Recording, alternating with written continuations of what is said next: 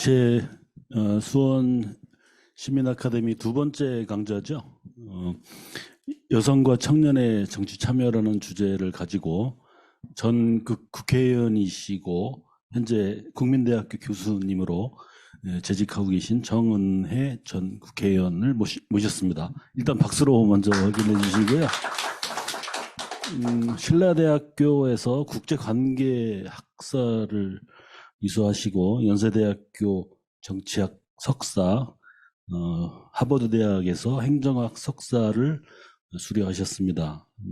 중앙대학교에서는 의회학과 박사과정을 수료하셨고 현재는 국민대학교 혁신기업연구센터 전임연구로 이제 교수님으로 재직을 하고 계십니다.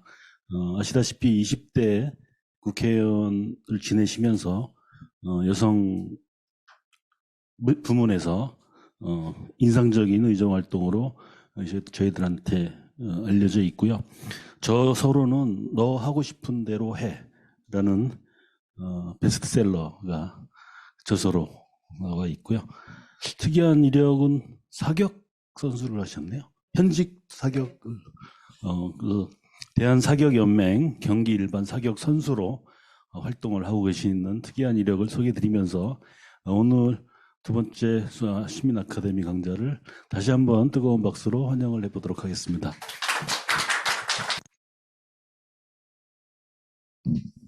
네, 반갑습니다. 저는 지난 20대 국회의원을 했던 정은혜라고 합니다. 반갑습니다. 너무 소개를 잘해주셔서 제가 또 따로 안 해도 될 것 같은데 그래도 약간 보충을 해드리자면 저는 민주당에 지금까지 18년 동안 당 생활을 했습니다. 제가 20살이 되던 2004년에 저 같은 경우는 부산의 신라대학교, 저희가 부산여자대학교였는데요. 거기에서 이제 국제관계학을 전공하면서 문재인 대통령님께서 출마하시고 당선되셨던 사상구에서 정치를 먼저 시작을 했습니다. 그래서 민주당 활동을 20살 때부터 해서 지금 이제 만으로 39살이 되었는데요. 그때부터 계속 대학생 활동도 하고 특히 강금실 장관님 같은 경우는 저의 후원회 회장님이시고 그래서 그때 강금실 서울시장 선거를 나갈 때도 제가 했었고요. 선거는 굉장히 많이 뛰었던 것 같습니다. 그러면서 계속 공부를 했는데 이제 서울에서는 이제 연세대학교에서 문정인 교수님 조교를 했습니다. 조교를 해서 논문을 쓰고 이제 계속 당 생활을 병행하다가 이제 하버드 케네디 스쿨에서 행정학 석사를 하고요. 지금은 국회의장 소속의 사단법인 여성의정이라고 있습니다. 그래서 여성 정치인을 양육하는, 키우는 그런 곳인데요. 의장님 소속의 사단법인에서 장학금을 받아서 이제 중앙대학교에서는 박사과정을 하고 있고, 국민대학교에서는 혁신기업연구센터에서 전임연구 교수를 하고 있습니다. 이렇게 오늘 수원민주화운동 계승사업회에서 저를 초청해 주셔서 너무 감사드리고 제가 너무나 하고 싶었던 말을 또 마침 주제로 아예 그냥 정해 주셔가지고 저 같은 경우는 너무 기분 좋게 편하게 쉽게 그리고 더 공부를 많이 하고 싶게끔 이렇게 말씀해 주셔서 준비를 했습니다. 제 책 너 하고 싶은 대로 해는 저희 아버지가 늘 하셨던 말씀입니다. 그래서 네가 남한테 피해 주는 거 아니면 네 하고 싶은 대로 하고 살아라. 그래서 지금 이렇게 염색도 하고 이제 좀 편하게 살고 있는데요. 저희 아버지는 항상 그렇게 말씀을 하셔서 제가 늘 하는 거를 지지해 주시고 어떤 길을 가든지 또 응원을 해주시는 그런 부모님 밑에서 자랐습니다. 일단 제가 강의를 시작을 할 텐데요. PPT 화면을 한번 PPT도 만드느라고 나름 고생을 했습니다. 그래서 어떻게 하면 조금 더 이렇게 PPT 화면을 보시고 좀 이해하시는 게 조금 더 편할까라는 생각으로 만들었습니다. 네. 예, 첫 장면입니다. 그래서 아까 어떤 분이 저보고 또 결혼을 했냐 그것도 물어보시기도 했는데 실제로 제가 저 같은 경우는 가볍게 말해서 결혼은 요즘 MZ세대가 그럴 거예요. 저는 결혼은 해도 되고 안 해도 된다라는 선택이다라고 생각을 했었고 하지만 중요한 건 내가 언제 결혼하냐보다 누구랑 결혼하느냐가 더 중요한 게 아닐까라는 생각을 항상 하고 살았습니다. 그래서 사실 나이가 이렇게 30대가 지나면서 좀 초조하기도 했었지만 내가 좋은 사람 만나는 게 중요하지, 뭐 내 나이가 중요하냐라고 생각을 했는데, 마침 이제 하버드에서 남편을 만나게 되고, 말씀드린 대로 5살 연하의 네, 남편을 만났고요. 그래서 이제 결혼을 하고 아이를 낳습니다. 그래서 미국에서 공부를 하고 돌아왔는데, 이제 아이가 딱 돌잔치였어요. 그래서 제가 지금 돌잔치 사진을 이렇게 올렸죠. 돌잔치가 끝나고 저는 집에서 이제 전업주부로 생활을 하고 있었습니다. 남편은 이제 삼성 C랩에서 있는 이제 두브레일이라는 회사에서 근무를 했고, 저는 가정주부로 살고 있었는데, 제가 인트로에 이런 얘기를 넣는 이유가 여성과 청년 정치, 여성이 정치를 할 때는 어떤가라는 걸 좀 말씀드리기 위해서 배경을 말씀드린 겁니다. 제가 유학을 갔다 왔는데 재밌는 일이 있었어요. 저랑 남편랑 똑같은 학교, 똑같은 전공을 졸업을 했죠. 근데 제가 처음에 한국에 들어와서 이제 일자리를 알아보려고 뭐 당해도 많이 가고 이제 청와대도 가보고 뭐 서울시도 가보고 갔는데 당시 애가 그때 6개월이었는데 저한테 이러시는 거예요. 아직 애기가 어린데 벌써 이렇게 일을 하려고 그러냐. 어떤 분은 너는 욕심이 너무 많은 것 같다. 좀 아이를 좀 키워놓고 일을 하지. 그런 말씀을 많이 하셨어요. 그래서 저 스스로도 약간 죄책감이 들더라고요. 아이가 이렇게 어린데 어린이집 맡기고 이게 내가 엄마가 할 일인가? 라는 생각이 들었는데 더 아이러니한 건 남편에게 똑같은 학교를 졸업한 남편에게 주변에서는 너가 이제 가장이지 않냐? 가정이 생기지 않았냐? 너는 하루빨리 일을 해야 된다. 하루빨리 좋은 직장에 들어가야 된다. 라면서 오히려 남편에게는 직업 이렇게 뭐 취직 제안도 많이 들어오고요. 뭐 회사나 기업에서도 너무 많은 그런 제안이 들어왔습니다.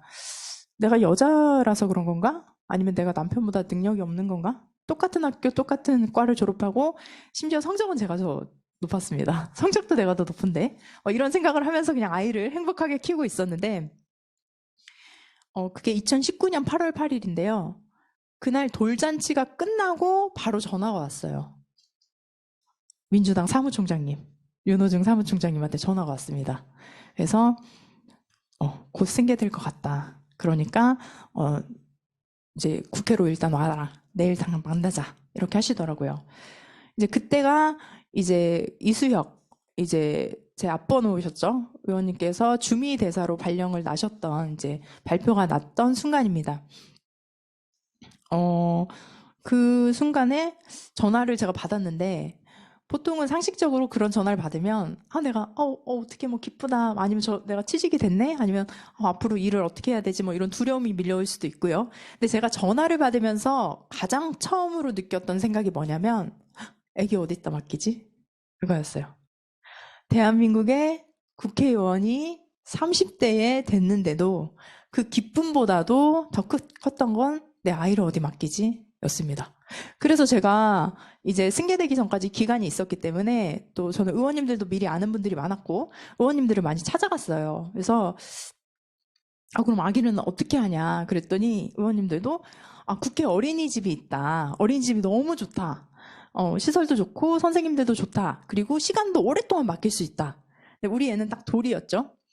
그래서 이제 어린이집에 맡기려고 했는데 제가 아무리 국회의원이라고 해도 대기번호가 있는 겁니다. 그래서 아이를 맡길 순서도 안 되더라고요. 제가 임기가 끝나야 아마 아이를 맡길 순서가 되겠더라고요.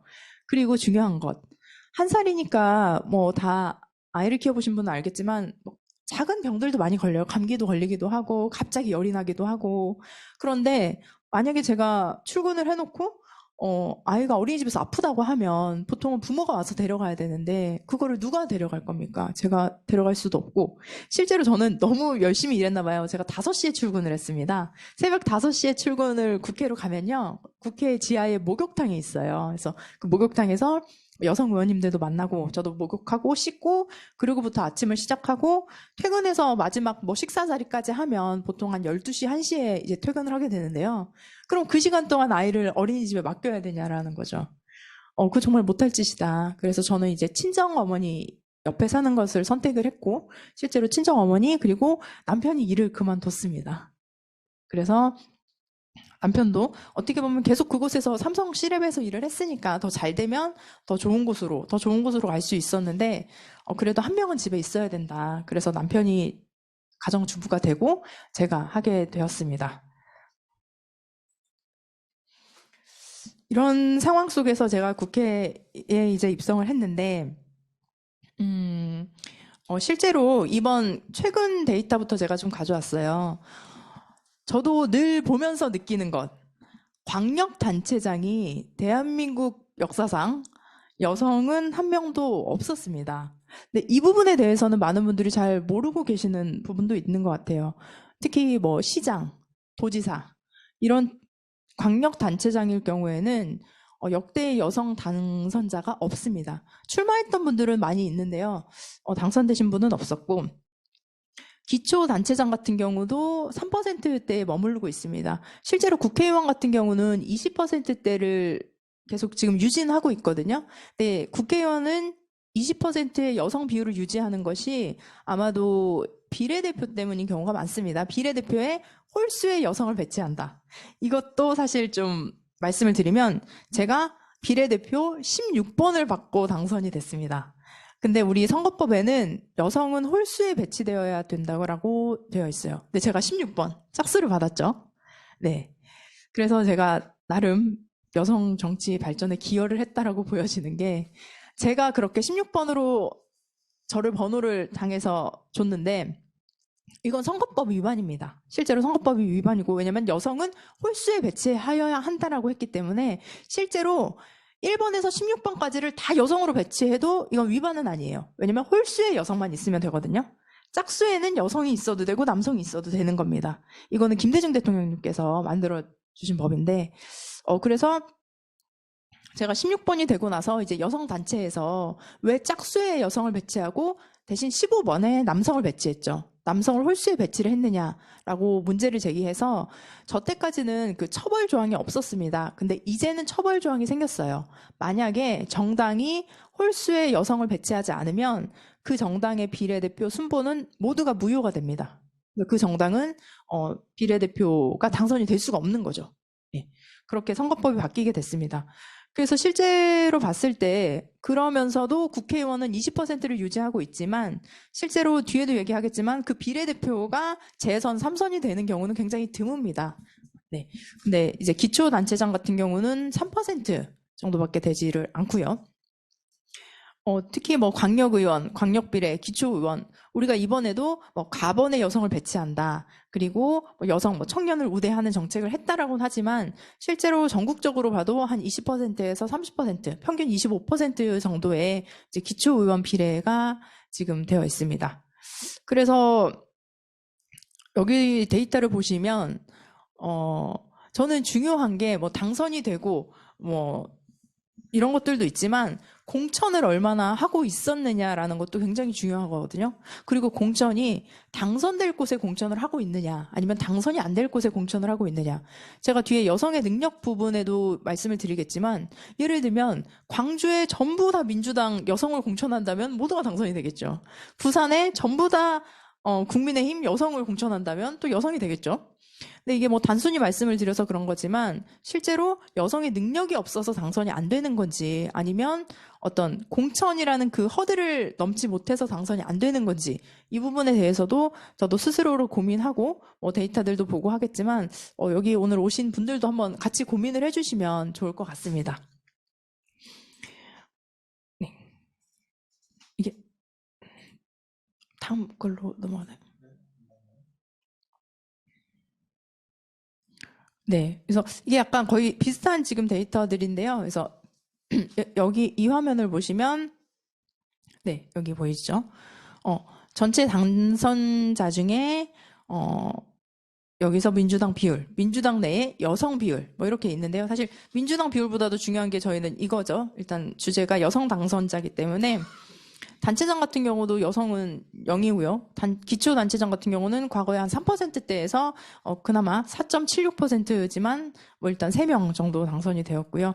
전반적으로 민주당이 이번 지방선거에서 좀 저조한 득표율을 보이긴 했지만, 그래도 여성의 당선율은 과거와 비교해서는 거의 좀 비슷한 측면이 있었기 때문에 결과적으로는 우리가 여성을 조금 더 지난번 선거 때보다는 많이 배출했다라고 보여질 수 있습니다. 그리고 국민의힘 같은 경우도 여기에서 보면 지방선거에서는 거의 이게 민주당이 좀 뭐 우세한 경우들도 있지만 국민의힘이 뭐 조금 더 많은 경우도 있고, 근데 결과적으로 좀 비슷한 숫자, 한 597, 551명 정도가 되는데요.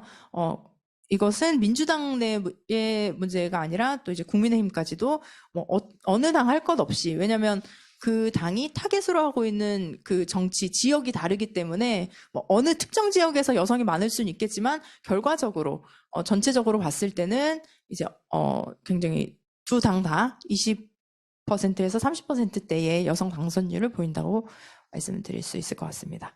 그리고 방금은 지방선거였고 이제 총선이죠. 총선에서 봤을 때도 실제로 여성 의원 수를 보시면 여기 맨 마지막에 여기를 보시면 되는데요.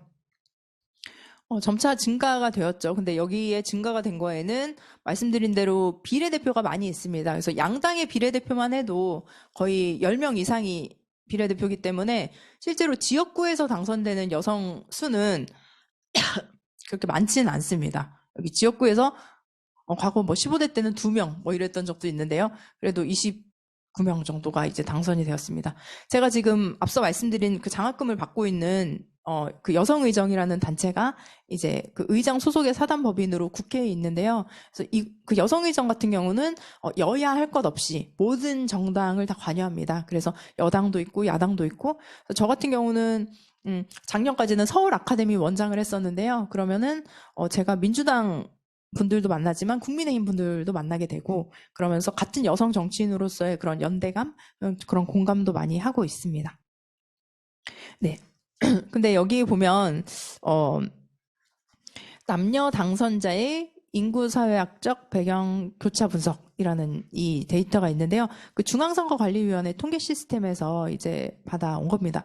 특히 여기 보면은 20대 남성, 20대 여성, 뭐 30대 남성 뭐 이런 게 있는데, 실제로 총선에서 20대 같은 경우는 여성의 비율이 더 높죠. 여기도 보이시죠? 사실은 그런 경우가 많아요.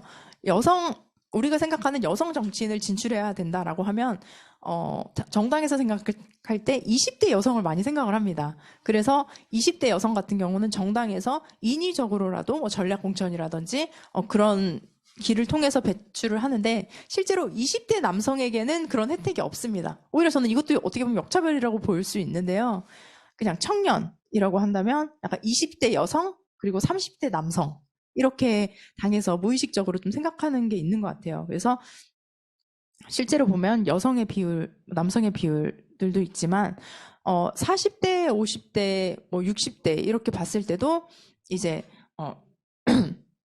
뭐 여성이나 남성 이제 좀 차이가 좀 벌어지긴 합니다. 그리고 직업적으로 봤을 때는 이제 정당인이 많고, 그리고 뭐 교수나 연구원, 뭐 의사, 약사, 뭐 변호사 이런 좀 전문직들이 많죠. 제가 뒷부분에 왜 여성이 정치를 해야 하는가, 정당에 들어가야 되는가라는 거에 말씀을 드리고 싶은 거는 다이버시티, 다양성입니다. 저는 다양성의 측면에서 여성이 들어가야 된다고 말씀을 드리는 건데, 지금도 보면 어느 정도 직업이 굉장히 좀 한정적인 부분이 있습니다. 좀 다양한 분야에서 다양한 배경을 가진 분들이 와야 하는데, 어떤 특정 직업 그리고 특정 분야에서 오시는 분들이 많기 때문에, 그렇다면 그들이 내는 법안, 그들이 관심을 갖는 것들이 좀 다양하진 않을 수 있겠죠. 네.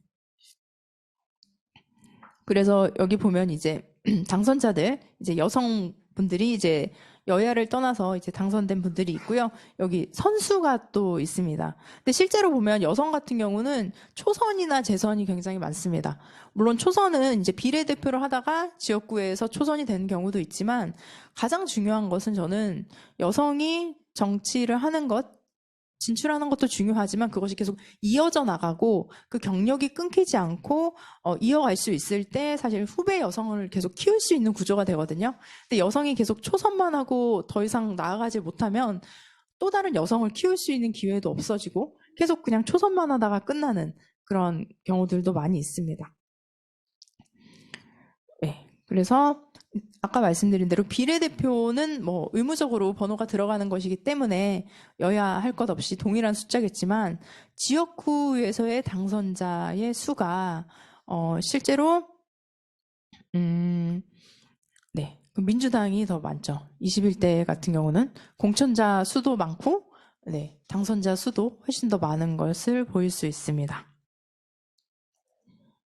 그리고 뭐 여성의 경쟁력 이런 것들도 많이 얘기를 하시는데 실제로 제가 이번에 지역구에서 당선되신 여성분들을 보면 험지로 출마하시는 경우가 많아요. 예를 들면 남윤인순 의원이라든지 그다음에 전현희 의원. 이렇게 우리가 어떻게 보면 강남 우리가 잘 가지 않는 곳으로 하셨고 그다음에 이재정 의원 같은 경우도 안양에 이제 출마를 하셨는데 그리고 예전에 과거에 이제 송옥주 의원님이 또 출마를 화성에 하시기도 하셨죠. 그러니까 일단은 여성이 그렇게 우리가 민주당으로서 당선되기 어려운 지역에 들어가서 스스로 개척을 하는 경우도 많습니다. 네. 네. 그래서 네. 이거는 조금 제 일과 달라서 이 부분을 좀 말씀을 드릴게요. 이게 라우라 브리커라는 BBC 기자입니다. 근데 그 기자의 트위터예요. 트위터에서 보면 이분이 뭐라고 말씀하시냐면 이제 우리가 집권당이었죠 당시에. 그래서 민주당인데 자기가 이 카메라 앵글을 보니까 여기서 여자 얼굴이 보이지 않는다는 거죠.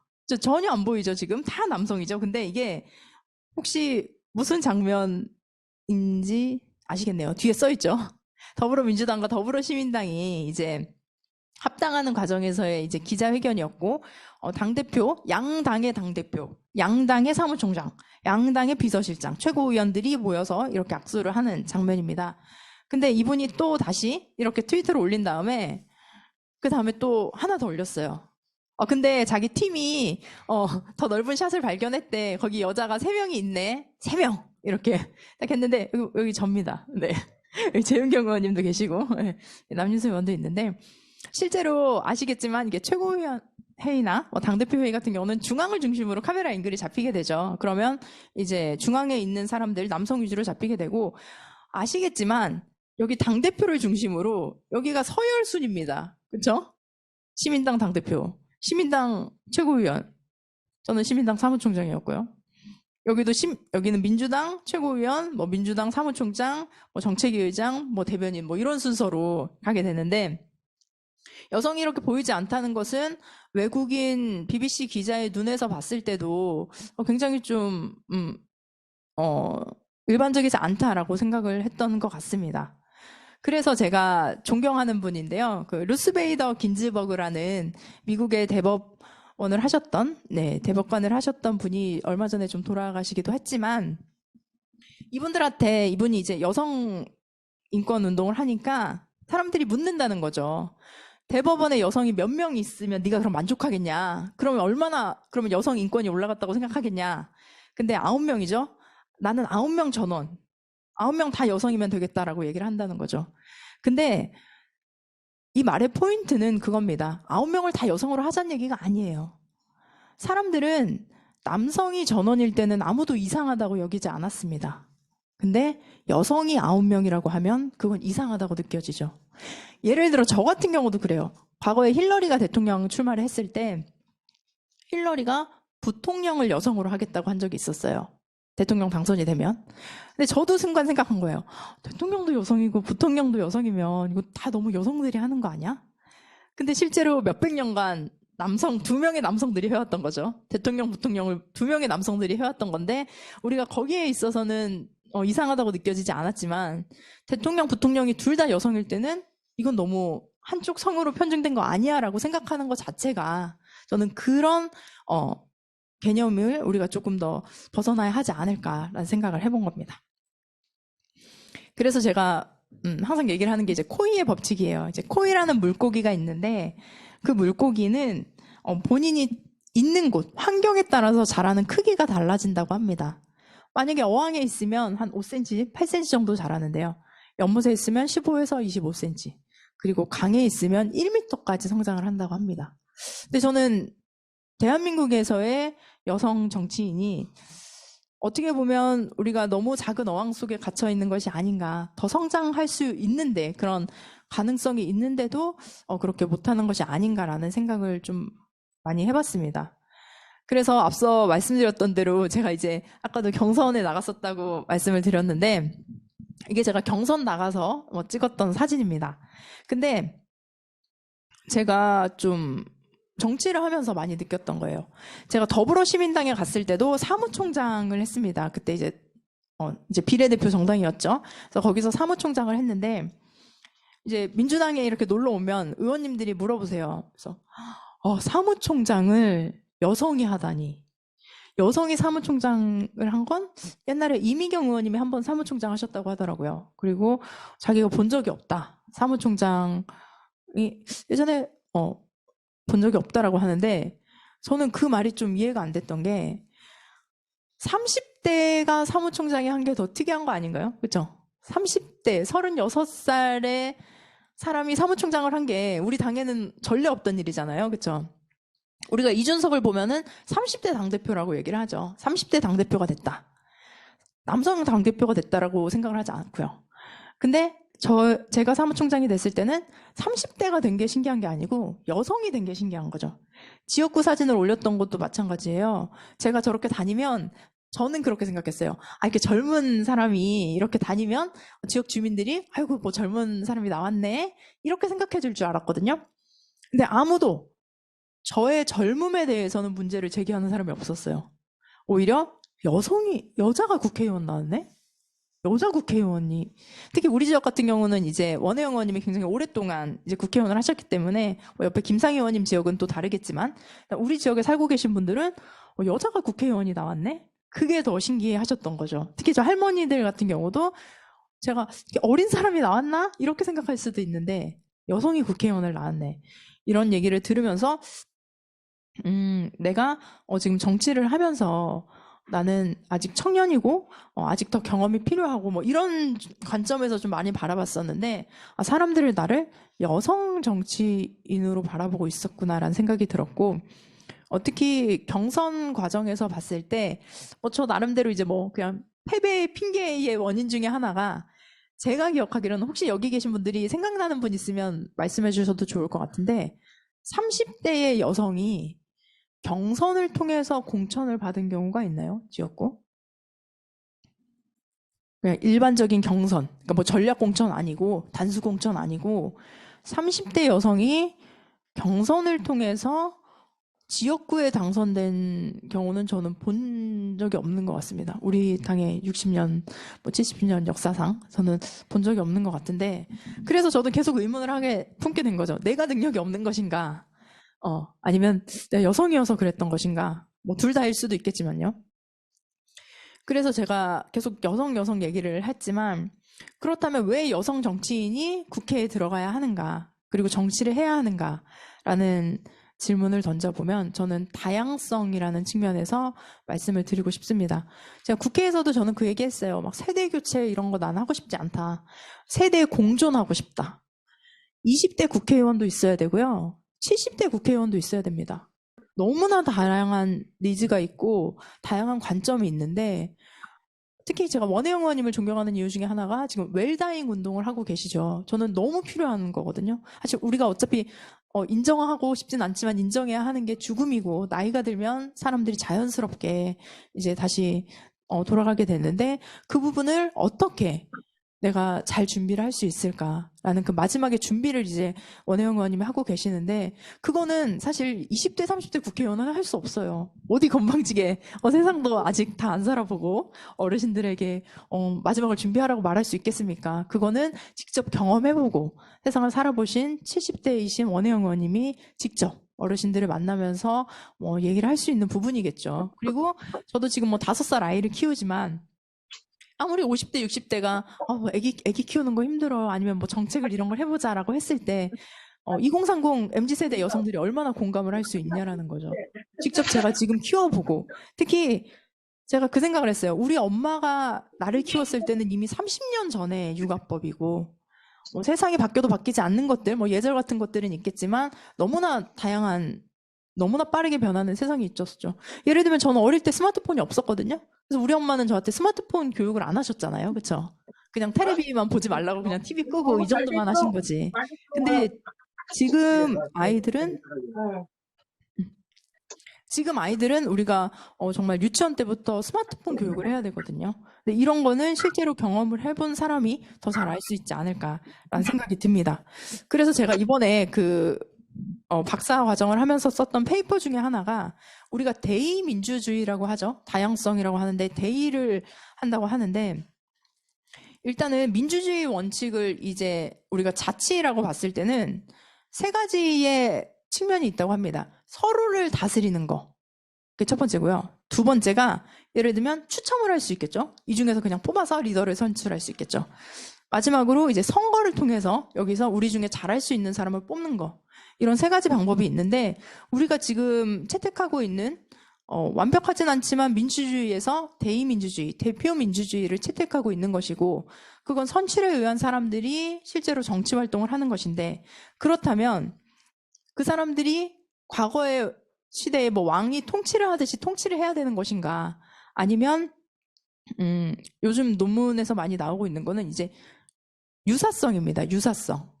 그래서 제가 다양성 측면도 말을 했지만 어떤 권한을 주고 네가 알아서 우리를 다스려가 아니라 나와 유사한 환경에 있는 사람들이 뭐 국회라든지 뭐 정당이라든지 정치에 진출을 했을 때 그 사람들이 나를 더 대표할 수 있다라는 거죠. 그 사람의 개인적인 이익뿐만 아니라 나의 이익을 대변할 수 있다라는 거죠. 이게 뭐 물론 이익 집단에서 나온 사람들이 뭐 당선이 될 수도 있겠지만 가장 중요한 건 나의 의사를 국민들의 참여하는 또 의사를 전달할 수 있는 통로로 그런 나와의 유사성을 가진 사람들이 나와 닮은 사람들이 진출을 하는 것이 실제로 국민들에게 더 도움이 될 수 있다라는 그런 이론들이 있습니다. 그래서 그런 배경에서 봤을 때 이게 라떼파파라고 여기 다들 아시나요? 아시죠? 이게 보면 아빠들이 한 손에 커피를 들고 한 손에 유모차를 끄는 겁니다. 그래서 북유럽에서 많이 볼 수 있는 장면입니다. 저도 사실 미국에서 굉장히 많이 봤거든요. 퇴근 시간에 아빠들이 이렇게 다니는 경우가 굉장히 많아요. 그래서 한 손에 라떼를 들고 한 손에 유모차를 끄는 라떼파파라는 개념인데 실질적으로 북유럽에서는 이제 남성의 뭐 육아휴직이라든지 이런 부분이 굉장히 잘 되어 있어서 아빠들이 아이를 키우기 좋은 환경에 있습니다. 제가 국회에 가서 제가 냈던 1호 법안이에요. 아빠들의 육아휴직을 의무화하자. 아빠들이 눈치 봐서 육아휴직을 쓸 수도 없고 자꾸 그런 상황이 있고 가장 중요한 것은 저는 사실 인식의 변화가 돼야 된다고 생각을 합니다. 그래서 우리가 과거까지만 해도 몇십 년 전만 해도 아기는 엄마가 키워야 된다. 엄마가 잘 키운다라고 하지만 실제로 어린 시절 한 7세 미만 아니면 10세 미만에서 아빠와의 추억이 있냐 없냐에 따라서 그 아이가 나중에 성인이 되었을 때 그 성장했던 그 모습들이 굉장히 다른 걸 알 수 있는데요. 실제로 아빠가 일을 하고 엄마가 아이를 키우고 이렇게 분업이 되면 편해 보일 수는 있겠지만 어린 시절 아빠와의 추억이 없다면 그 또한 그 아이가 아빠가 되었을 때 또 아이를 키우기 어려워지고 과거에 그래서 좀 저는 과거 아버지들이 좀 많이 불쌍하다는 생각을 해요. 우리가 뭐 ATM기다 뭐 이런 얘기도 하는데 아버지는 일을 해서 돈을 많이 벌어다 주면 우리 아이가 교육도 받을 수 있고 맛있는 것도 먹을 수 있고 그래서 우리 아이가 더 잘 자랄 수 있다고 생각을 했고 그게 우리 가정을 위한 것이라고 생각을 했습니다. 근데 나중에 이제 60대가 되고 이제 은퇴를 하다 보면 그 아이와의 쌓은 추억이 없는 거예요. 아시겠지만 이제 애들은 변하는 게 너무 빠르고 그 순간순간을 다시는 돌아올 수가 없잖아요. 근데 그런 측면에서 봤을 때도 저는 아버지의 육아휴직이 의무가 되어야 한다. 그리고 실제로 핀란드에서도 80년대까지만 해도 출산율이 계속 떨어졌습니다. 이제 2차 세계대전이 끝나고 출산율이 계속 떨어졌죠. 여성이 일을 하게 되면서. 근데 90년대 이후에 다시 출산율을 올렸던 계기가 아빠의 육아휴직을 의무화하면서입니다. 그러니까 여성들이 일하기가 너무 편한 거예요. 그리고 회사에서도 부담이 안 되는 게 지금 같은 경우는 여성을 뽑았을 때 여성이 임신하면 어떡하지? 아이를 낳아서 그만둔다고 하면 어떡하지? 회사 입장에서 걱정을 하겠죠. 근데 핀란드에서는 걱정을 할 필요가 없는 게 남성을 뽑든 여성을 뽑든 무조건 아기를 낳으면 육아휴직을 보내줘야 돼요. 그거는 기업주의 책임이기 때문에 여성이라서 안 뽑고 뭐 남성이라서 뽑고 이렇게 될 수가 없는 거죠. 어차피 남성도 아기를 낳으면 육아휴직을 가야 되니까. 그래서 제가 인터뷰했던 게 있는데 어떤 남성이 핀란드에서 육아휴직을 하면서 이건 우리는 보통 남성들도 눈치 많이 보잖아요. 남성들도 제가 최근에 기사에도 육아휴직을 썼다가 굉장히 먼 지방으로 혼자 돌아왔는데 발령이 났다 이런 경우를 봤는데 그 남성이 인터뷰할 때 이러더라고요.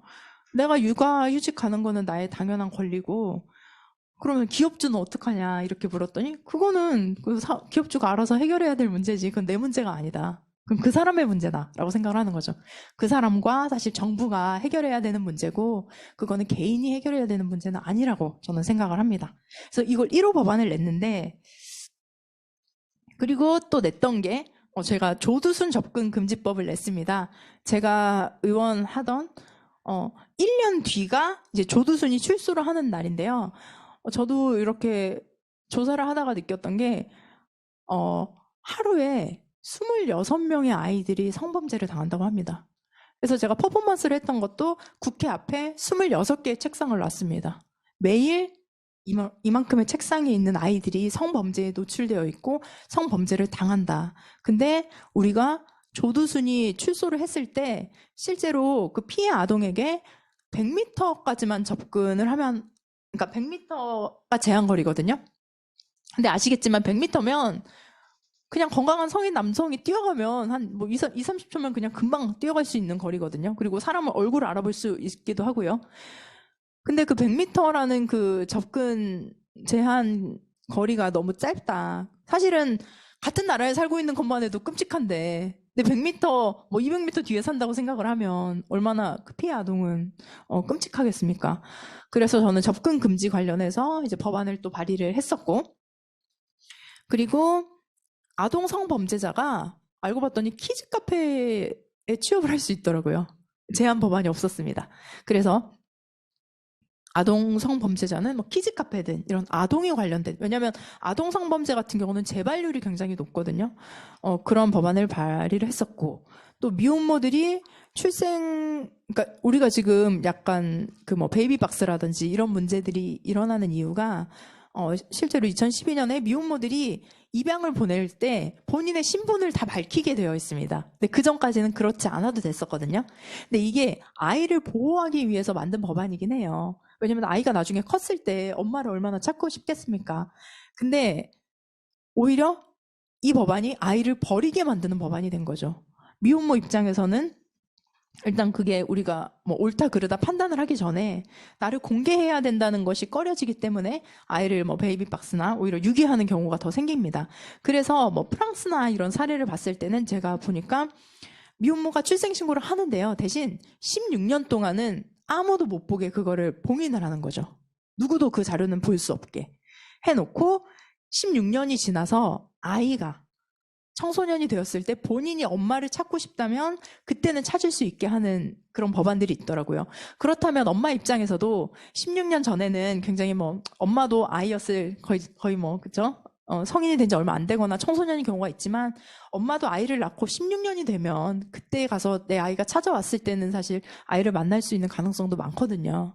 그래서 이런 법안들 그리고 1인 가구 안전이라든지 그다음에 스토킹 금지법 이런 것들을 발의를 했습니다. 그래서 제가 이 법안을 발의했던 걸 얘기를 왜 드렸냐면 다양성 얘기를 드렸죠. 이게 저의 관심사였다는 거예요.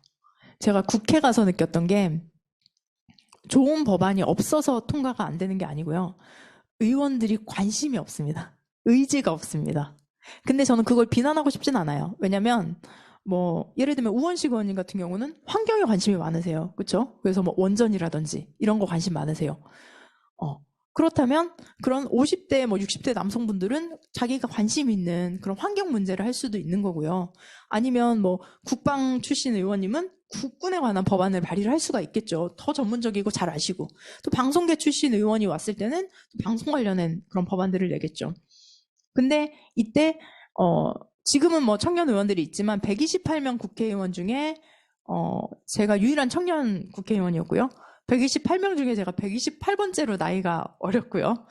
그렇기 때문에 제가 이 법안들을 해야 된다고 의원님들 서명을 받으러 다녔거든요. 근데 의원님들이 말씀을 하시는 게 너무 좋은 법안이다. 이런 거 꼭 있어야 된다. 근데 나는 솔직히 말해서 별로 관심은 안 가네. 이러시더라고요.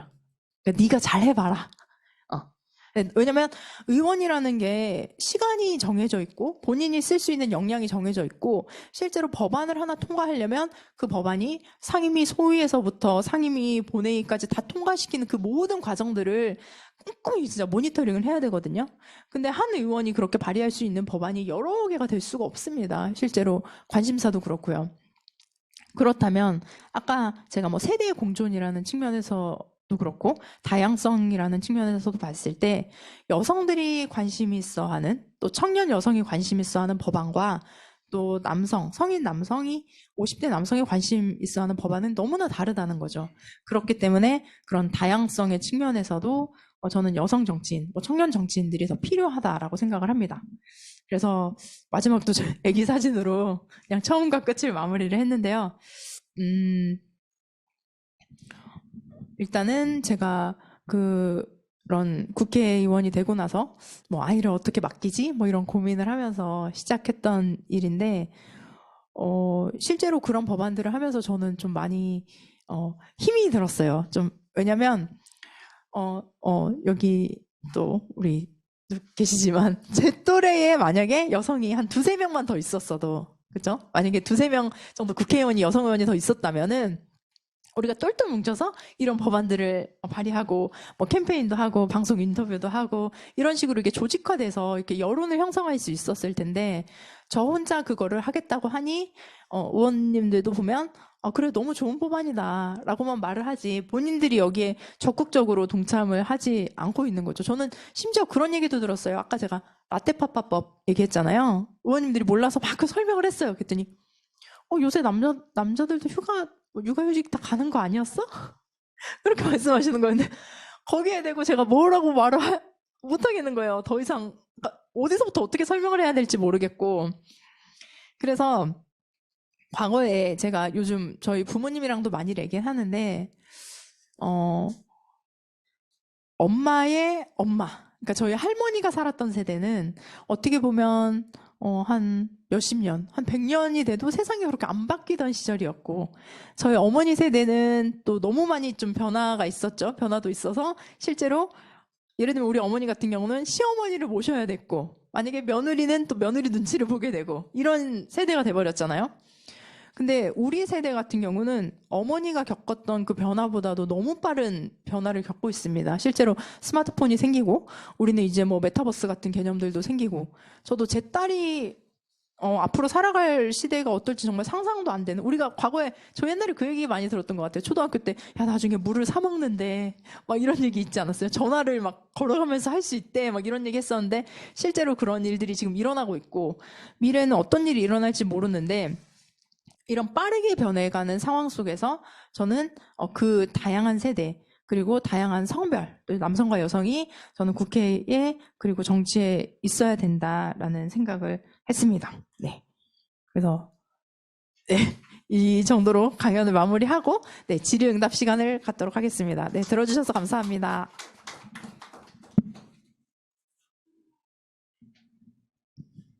네.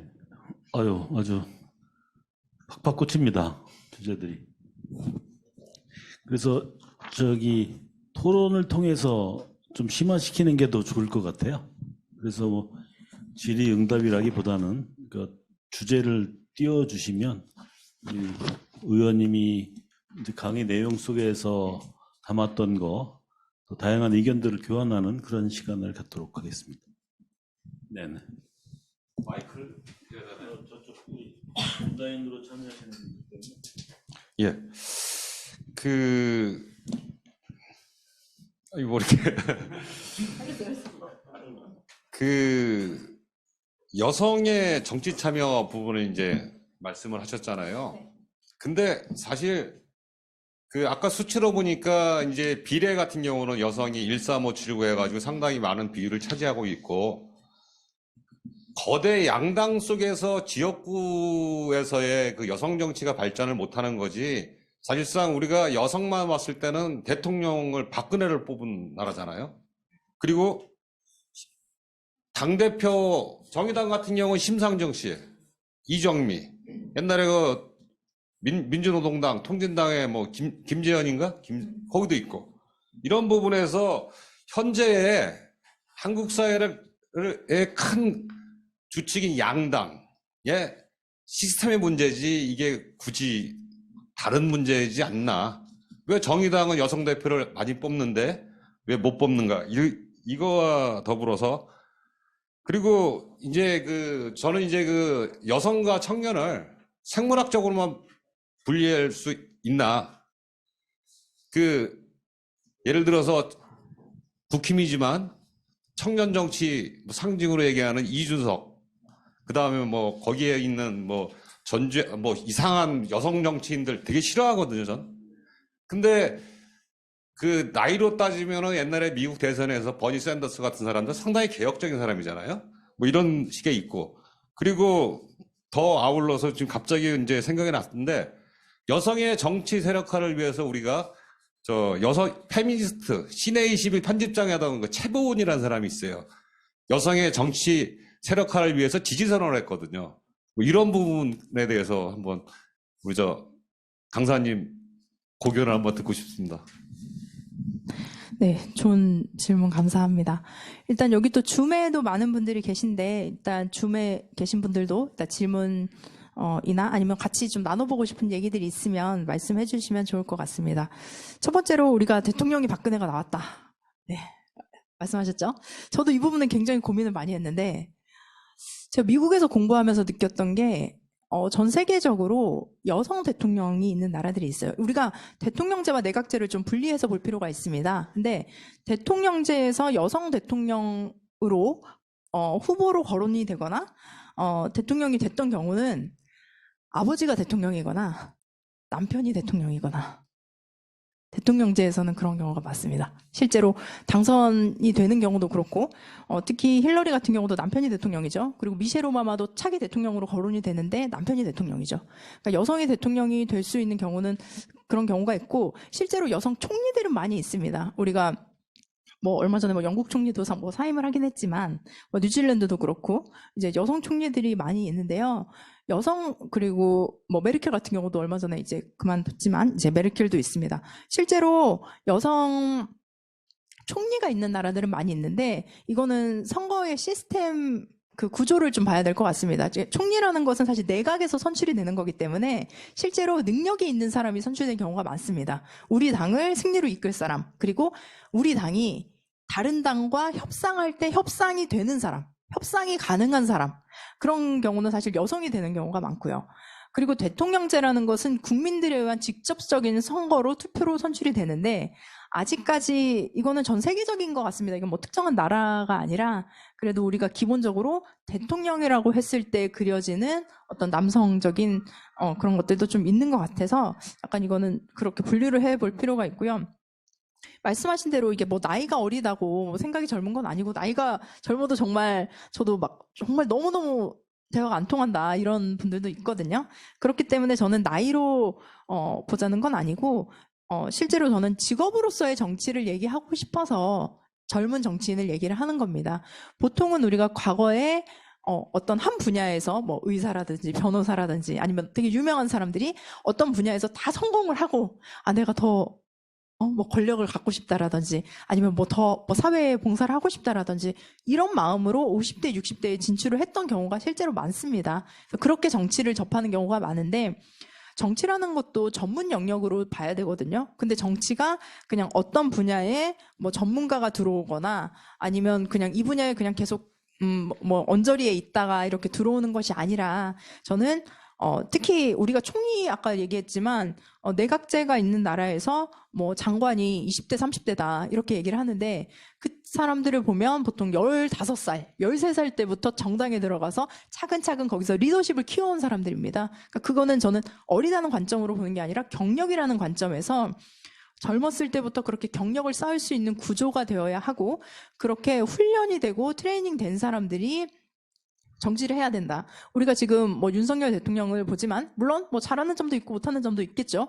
근데 그런 거를 논하기보다는 저는 정치라는 전문 영역에서 있는 사람, 특히 정치에 저는 가장 큰 건 공심인 것 같습니다. 그래서 퍼블릭 마인드. 내가 개인의 사적인 이익을 추구하는 게 아니라 공적인 이익을 추구하는 것이 정말 뼛속 깊이 있어야 되는데 그 부분도 사실 저는 스스로 지금 매일매일 싸우고 있는 부분이에요. 사실 정치를 할 거면 국민 세금으로 월급 받을 거면 정말 사실 그 부분에 있어서는 저는 개인적인 건 들어가면 안 된다고 생각을 합니다. 아니면 제가 사실 사업을 하고 돈을 벌면 되는 거죠. 정치를 하면서 내 개인의 이익을 추구한다? 내 개인의 행복을 추구할 수는 있겠죠. 하지만 내 개인의 물질적인 이득이라든지 어떤 권력적인 이득을 추구하는 마음으로 해서는 안 된다. 근데 이거는 어릴 때부터 훈련이 되어야 하는 것이 아닌가. 그럼 어린 나이부터 정치와 정당에 그리고 특히 정치라는 게 뭐 다양한 요소들이 있지만 저는 청년 정치인들이 실패하는 이유가 일단은 세상에는 갈등이 당연히 존재하잖아요. 근데 그 갈등을 어떻게 풀어내느냐, 어떻게 풀 수 있느냐, 어떻게 해결할 수 있느냐 하는 사람이 저는 정치인이 돼야 된다고 생각합니다. 근데 오히려 청년 정치인이라는 이름을 걸고 갈등을 증폭시키는 그런 사람들도 많죠. 저는 그런 거에 있어서 좀 문제를 제기를 하고 싶었던 겁니다. 그리고 특히 지역구 선거라는 것이 조직, 돈, 인지도 이런 것들이 아직도 과거보다는 좀 덜하지만 굉장히 좀 유리하게 작용을 하고 있고 이런 것들이 없는 사실 젊은 사람들은 조금 힘든 경우도 있겠죠. 그리고 정의당이나 이런 곳에서 여성 대표가 탄생하는 거는 저는 우리도 여성 대표가 있었죠.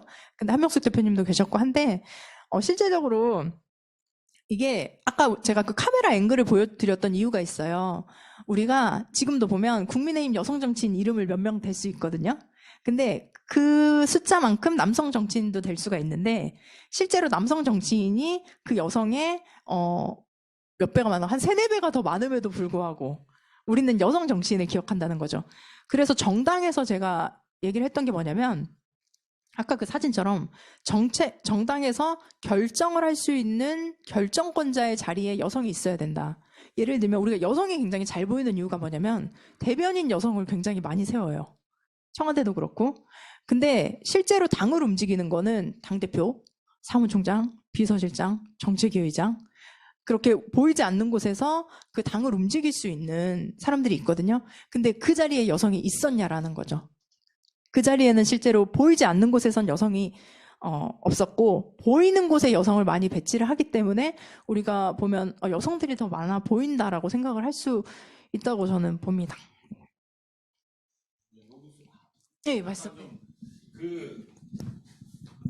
그러니까 이제 저는 그 여성의 정치 참여 부분을 지금의 이제 그 거대 양당 체계에서도 노골화되는 것 같고, 뭐 등치는 작지만 정의당이라든지 아니면 뭐 여러 가지 정당에서는 뭐 정책위 의장이나 당대표나 이렇게 충분히 자체 내에서 하고 있는 건데, 지금 강사님 말씀하시는 거는 이제 그 양당 구조에 문제가 있지 않나, 사회적으로도 문제가 있겠죠. 근데 그 정당의 내부를 좀 개혁해내야 되는 부분이 있지 않나 이래서 말씀드렸습니다. 네, 맞습니다. 실제로 그 거대 양당이 우리가 의석이 300개라고 했을 때 거의 대다수를 차지하고 있기 때문에 예, 그런 측면이 저도 동의합니다.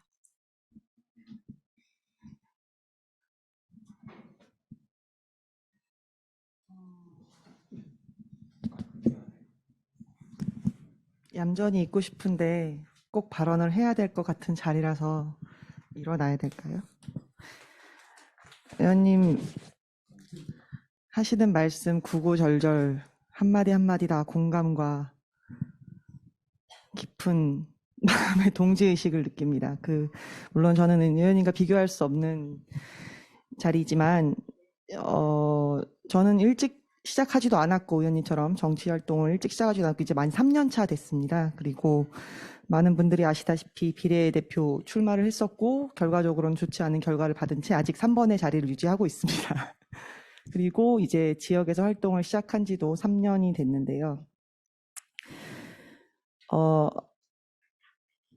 보이는 것은 여성들이 많습니다. 많이 보인다고 생각이 되는 거는 물론 각인이 쉽게 되기 때문이겠죠. 눈에 띄기 때문이고. 그러나 말씀하신 대로 비율적으로 보면 굉장히 적은 비율이고 수치입니다. 그렇기 때문에 마치 안개꽃 사이에 꽂힌, 꽃이랑 비유하고 싶진 않지만 그런 몇 송이처럼 눈에 띄는 걸 수도 있겠죠. 그런데 그러기 위해서 너무 많은 힘든 일들이 있다는 것을 공감하고 있습니다. 저도 사실 이 자리에 오늘 나오기 앉고 싶었는데 일찌감치 와서 앉고 싶었는데 큰아이가 아프고 남편은 퇴근하지 못하고 뭐 작은아이는 픽업해야 되고 이런 여러 가지 이유들을 또 해결하고 오느라고 이제 지역에 있는 행사는 참여를 못하고 이제 뒤늦게 아이들을 맡기고 이제 나왔는데요. 저도 늘 지역에서 이제 아이 엄마들과의 커뮤니티가 있지 않습니까? 커뮤니티에서 이야기를 하면 항상 비슷한 이야기를 합니다. 그리고 늘 청년들의 모임에서 주장을 할 때 의원님께서 1호 발의하셨던 라떼파파법. 저는 남성 육아휴직 의무화 해야 된다. 그리고 모든 육아휴직자에게 그 불이익을 줘서는 안 된다. 남녀를 통틀어서. 제가 처음에 정당에 투신하겠다고 했을 때 남편이 육아휴직을 했습니다. 육아휴직을 했던 시기였는데 그 남편의 직장은 굉장히 여초 직장이고 육아휴직 제도가 잘 돼 있음에도 불구하고 전년도에 있는 성과를 반영해야 하기 때문에 복귀한 해에는 당연히 고과를 잘 받지 못하는 그런 상황에 처한 적도 있었는데요. 그럼에도 불구하고 남편은 당신이 원한다면 언제든지 난 육아휴직을 하겠다라고 이야기를 해주고 제가 뭘 하고 돌아다니는지 잘 모르는 저희 시부모님께서도 제가 요구를 할 때마다 언제나 적극적으로 도와주시고 친정 부모님 뭐 말할 것도 없고요. 그런데 이렇게 모든 상황들이 잘 도와주는 저조차도 지역 활동을 하기가 힘들다고 생각이 듭니다. 그래서 의원님 말씀대로 그런 것들이 강제가 되고 강제적인 상황이 주어지면 일단 그게 얼마나 실용이 되는가는 떠나서 일단 인식의 변화가 생기기 때문에 마치 주 5일제 하면 나라가 망할 것 같았지만 오히려 주 4일제를 논하고 있는 지금처럼 그런 식으로 잘 고정이 될 거라고 생각합니다. 그런데 저는 이제 청년과 여성이라고 했을 때 한 가지 질문 드리고 싶은 것은 말씀대로 젊을 때부터 교육을 받고 훈련을 받고 정치인의 길로 뛰어드는 건 저는 굉장히 좋다고 생각을 합니다. 정당에 가입할 수 있는 연령이 낮아진 것도 대환영을 하고 있고요. 접근성이 좋아져야 거기에서 인재가 많이 나고 인력풀이 많아진다고 생각을 합니다. 그런데 저는 거기서 가장 큰 의문이 드는 것들이 사실 청년이나 여성들이 여성은 조금 특히 30대 이후의 여성들은 약간 차지하고 나서라도 젊은 여성들이나 정치를 중간에 포기하게 되는 많은 이유가 삶의 유지입니다. 먹고 사는 문제. 그게 제일 피부에 와닿는 일이고 유지하기 힘든 일이고 저는 사실 정치인이라고 얘기하기는 애매하고 정당인이라고 이야기를 하는데 난 정당인이야. 정치를 꿈꾸고 있어.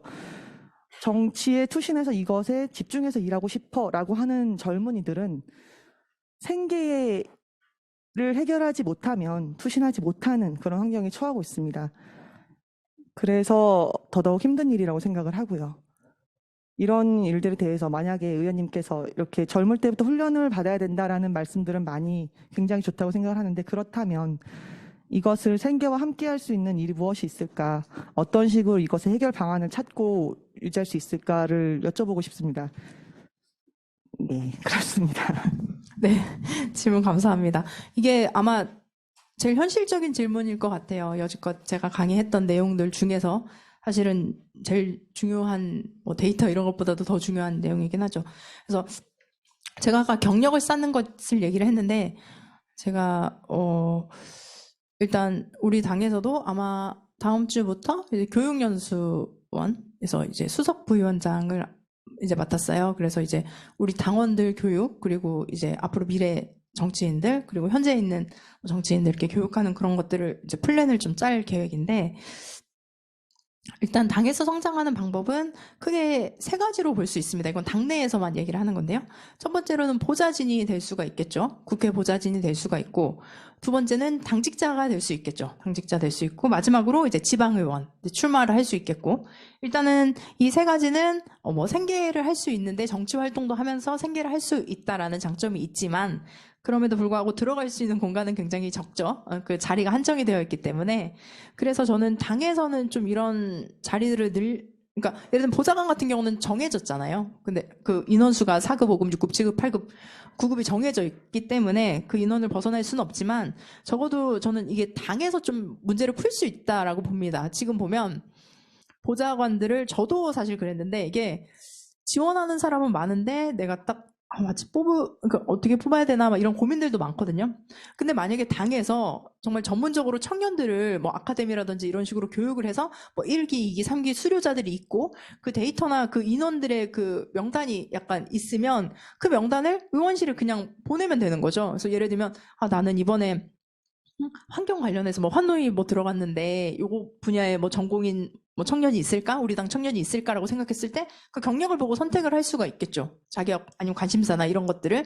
그래서 이 부분은 저는 당에서 좀 해결을 할 수가 있지 않을까라는 생각이 있어서 계속 얘기를 하고 있는데 이제 조금 이번에도 구체화시키려고 합니다. 그리고 당직자가 되는 방법도 있겠지만 당직이라는 게 꼭 뭐 4대 급여를 받고 월급을 받는 그런 당직자도 있지만 당에서 또 이렇게 보수적으로 이렇게 고용을 할 수 있는 인원들도 있거든요. 그래서 그런 인원들을 해서 저도 사실은 제가 예전에 열린정책연구원 인턴부터 시작을 했거든요. 그래서 그때 인턴 하면서 어쨌든 월급도 받으면서 당 활동도 대학생 활동도 했었거든요. 그래서 그런 환경들이 있을 수 있고, 그 다음에 지방의원 같은 경우도 이제는 연령이 많이 낮아졌고, 이번에 같은 경우는 청년들이 또 많이 출마를 하게 됐는데 그런 경우도 있습니다. 우리가 그 여의도 두시 청년이라는 얘기 많이 하잖아요. 그래서 정말 말씀하신 대로 생계를 하면서 일반 회사를 다니면서 정당 활동하는 게 굉장히 어려워요. 보통 여의도에서 뭐 토론회라든지 뭐 이런 데 가려면 막 2시에 가야 되고, 아시겠지만 선거 때는 진짜 뭐 한 10일, 20일 정도를 그냥 통으로 빼야 되는데 일반 회사를 다니는 사람들은 하기 어렵고, 그러다 보니까 이제 뭐 변호사나 이런 의사나 이런 전문직에 계신 분들이 와서 많이 정치 쪽에 참여를 하기도 하시죠. 그래서 저 같은 경우는 좀 택했던 방법이 이제 계속 공부를 했었고, 공부를 하면서 중간중간에 계속 저는 방송을 나가고 뭐 강연을 나가고, 그리고 뭐 아르바이트도 하고 뭐 그런 식으로 뭐 엑스트라 아르바이트 같은 것도 했었어요. 예전에 여인처나 이런 데도 뭐 한복 입고 겨울에 고무신 신고 가기도 했고 그랬는데, 이제 아르바이트도 하면서 살았는데, 일단은 저는 지금 안 그래도 며칠 전에 뭐 숙명여대 다니는 여성, 그러니까 4학년 대학생인데 이제 진로 고민을 해서 제가 상담을 좀 했었는데, 그래서 본인의 그런 생계에 관련된 부분들은 확실히 생각을 해놔라. 이런 방법이 당에서는 있고, 아니면 조금 더 플렉서블하게 일을 할 수 있는 걸 찾아야 된다라는 것들 얘기를 하고 있습니다. 그리고 지금 여성을 이렇게 좀 키우고자 하는 그런 게 많아요. 예를 들면 저 같은 경우도 말씀드린 대로 장학금을 받고 대학원을 다니고 있잖아요. 이것도 여성 정치인 육성 프로그램입니다. 그래서 실제로 그런 것들도 찾아보시면 좀 있을 것 같고, 제가 이 보좌관 관련해서 한 가지 말씀드릴게, 제가 처음에 보좌관이 됐을 때 저는 약간 우리 방에 성비를 균형을 맞추고 싶다. 실제로 그 파리 시장이 얼마 전에 벌금을 낸 적이 있어요. 파리 시장이 여성인데 프랑스는 한 성이 고위직의 60% 이상을 넘지 못하는 법안을 만들었습니다. 그래서 저도 그 부분은 동의를 하는데, 오히려 우리가 할당제라고 하면 굉장히 좀 부정적으로 들리기도 하고 그 자리를 막 보장한다는 느낌이 들잖아요. 근데 어느 분야든 한 성이 60%를 넘지 못하게 한다라는 규정을 만들었는데, 파리 시장이 여성인데 여성을 60% 넘게 임명을 한 거예요. 그래서 벌금을 1억 얼마를 냈다고 하더라고요. 근데 그러면서 본인은 벌금 내도 기쁘다 했는데, 굉장히 극단적인 얘기는 하지만 이 얘기를 왜 드렸냐면, 제가 국회의원이 되고 저는 이제 좀 성비를 그래도 한 반반 이렇게 맞추고 싶다, 남녀 동수를 하고 싶다라는 생각이 있었는데 4급, 5급 보좌 지내는 여성을 구하기가 굉장히 어렵습니다. 아까 말씀하신 대로 보통 여성이 20대에 국회에 와서 이렇게 차근차근 경력을 쌓는데 30대가 되면 이제 결혼하고 출산을 하면서, 특히 보좌관 같은 경우는 굉장히 사실 하루아침에도 이렇게 뭐 면직이 되거나 막 이렇게 사임을 하거나 이럴 수 있는 직책이기 때문에 4급, 5급이라고 하면은 굉장히 훈련된 사람들이거든요, 보좌관들 중에서도. 근데 아예 여성 인원이 없어요. 그래서 여성을 고용할 수가 없었고, 그렇다면 계속 그게 악순환이 되는 거죠. 그러니까 4급, 5급은 거의 남성들이 하고, 6, 7, 8, 9급을 거의 7, 8, 9급, 이런 경우는 여성이 하는 그런, 일이 계속 그 악순환이 되고 있는데, 그런 측면에서도 봤을 때 우리가 그런 데이터를 보게 된다면 의식적으로라도 이제 보좌관들, 이제 뭐 육아휴직도 잘 되어 있긴 한데 그 부분에 있어서 여성 인재들을 좀 육성하고 그 기회를 주는 것, 그런 것들도 좀 당에서도 같이 고민을 해봐야 될 것 같습니다. 그 자리가 청년들만을 위한 자리가 아닐 거기 때문에 한정적일 수밖에 없어요. 여기 온라인으로 질문이 들어온 게 있는데요. 주로 국회의원과 관련된 여성 정치를 말씀하셨습니다. 잘 들었고 충분히 공감합니다. 지방자치시대의 지역 정치가 무엇보다 중요한데 현재 광역이나 기초의원들의 여성 청년 의무 공천제가 있습니다. 하지만 이러한 여성 청년 의무 공천제가 지역에서는 국회의원의 입김으로 사실 자질이 떨어지는 여성이나 청년도 상당수 된다고 봅니다. 지방의회에서 여성 청년 의무 공천제의 문제점과 이러한 그 해결 방안에 대해서 의견이 있으신지요? 네, 이 부분도 제가 되게 고민을 많이 했고, 지난번에 제가 그 6.1 지방선거 관련해서 민주당 공간이 활동을 했기 때문에 거의 1000명 정도 면접을 봤습니다. 그래서 제가 뭐 면접 내용은 다 말씀을 드릴 수는 없지만 제가 면접을 보면서 느꼈던 것은 특히 뭐 지역, 광역, 기초 의원 같은 경우는 사실은 그 지역구 의원의 입김이 굉장히 크게 작용을 하게 되죠. 그래서 그 지역구 의원이 어떻게 결정하느냐에 따라 달라지고, 그렇다 보면 이제 능력에 상관없이 그냥 성별, 그냥 주민등록 번호에 있는 그 성별로 이제 공천, 특히 가번 같은 경우는 뭐 당선이 가능성이 확실한데 그렇게 되는 경우들도 있는데, 제가 그때 면접을 보고 좀 느꼈던 게 일단 지역에서도 준비된 여성들은 많이 있더라고요. 예를 들면 뭐 학부모회라든지 아니면 그 지역에 봉사활동을 하면서 꾸준히 그 지역에서 이제 결혼을 하고 경단녀가 되었지만 그 지역 활동을 열심히 했던 그런 분들도 계시더라고요. 그래서 그런 분들 위주로 좀 의원들이 이렇게 공천이나 이런 것들을 지원을 하게 해야 되는데, 이건 사실 여성뿐만 아니라 청년들도 그런 것 같아요. 이번에도 보면은 그러니까 청년이니까 그러니까 지역위원장이 본인이 지금 있는 의원이 마음에 안 들면, 예를 들면 청년이나 여성이라는 이름의 어떤 다른 사람을 그냥 바로 그 자리에 이렇게 한다거나, 이건 꼭 여성 문제뿐만 아니라 청년이라는 이름으로도 그렇게 넣기도 하더라고요. 그래서 그런 부분은 당에서는 뭐 전부 다 스크린을 할 수는 없지만, 저는 다음 공천에서는 분명히 그런 구체적인 규정이 있어야 된다고 생각을 합니다. 물론 뭐 정치에 있는 사람만이 진출을 하는 건 아니겠지만, 그래도 적어도 그 지역에서 활동을 했던 사람, 그리고 자질이 있는 사람, 이 부분에 대한 어떤 정확한 가이드라인이나 규정이 있어야지, 기존에 있는 사람을 사실은 그냥 속된 말로 날리기 위한 목적으로 어떤 청년이란 여성이란 이름표를 붙여가지고 다른 사람을 데려온다면, 이거는 저는 지역구 주민들에게도 좋지 않고 그 당사자에게도 저는 좀 좋지 않을까 싶습니다. 사실 제가 마이크 잡고 좀 그래. 국회의원의 갑질에 대한, 지역구에서 특히나 갑질에 대한 것에 대한 거를 제가 말씀을 좀 드린 거예요. 그래서 물론 이제 저번에 당장님께서도 차기의 국회의원을 좀 고민을 하시고 뭐 적극적으로 저는 됐으면 좋겠습니다만, 되시면은 똑같이 시도의원들을 이제 같이 일을 할 사람이라고는 얘기하지만, 실제로 지역에서 보면, 특히 지방선거 때 보면은 거의 뭐 자기 수족이나 종 부리듯이 선거 때 이용해 먹고 뭐 이런 것들이 아주 파다한데, 그런 것들을 특히 젊은 여성과 젊은 청년들을 정치 경험 없는, 대부분 없는 신인들을 갖다가 이제 너 시의원 줄게, 도의원 줄게, 나한테 충성해, 노골적으로 그냥 이렇게 하고, 심지어는 막 공천 헌금도 막 흔치 않고 받아내는, 그래서 그런 것들을 여성이나 청년을 거르는 장치도 있어야 되겠지만, 국회의원 스스로들이 그러한 것들을 어떻게 청년 결백하게 안 할 것인가에 대한 대책이 저는 당 차원에서 분명히 좀 만들어져야 되지 않을까, 사실 그런 의도에서 질문을 좀 드린 거고, 뭐 의도는 아셨으리라 생각합니다. 질문 또.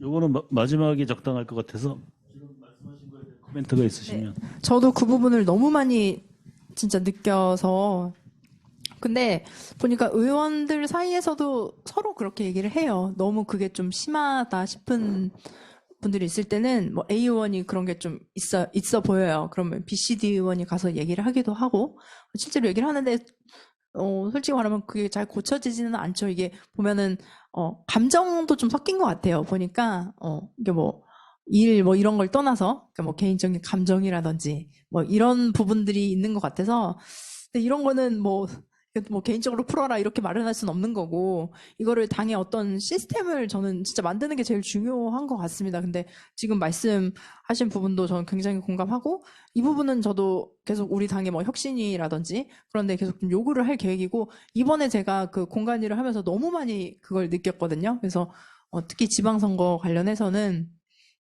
유권자나 그 출마하는 사람들을 위해서라도 진짜 그런 부분들은 저도 개선돼야 된다고 뼈저리게 느끼고, 제가 만약에 당선이 되면, 그러니까 제 지역뿐 아니라 저도 주변의 의원님들한테 사실 그런 얘기 많이 드렸어요. 여기 그렇게 하시면 안 된다고. 그래도 왜냐면 사실 민심도 있는 거, 사실은 이게 결과적으로 그 본인한테도 좋지가 않아요. 다음 총선에서 그렇게 본인에게 그 상처를 받았던 사람들이 또 지역에서 또 어떤 역할을 할지도 모르기 때문에, 분명히 정치를 하면서 모두를 만족시킬 수는 없겠지만 적어도 그런 상처를 주지 않는 그런 모습을 보여야죠, 의원들이. 네.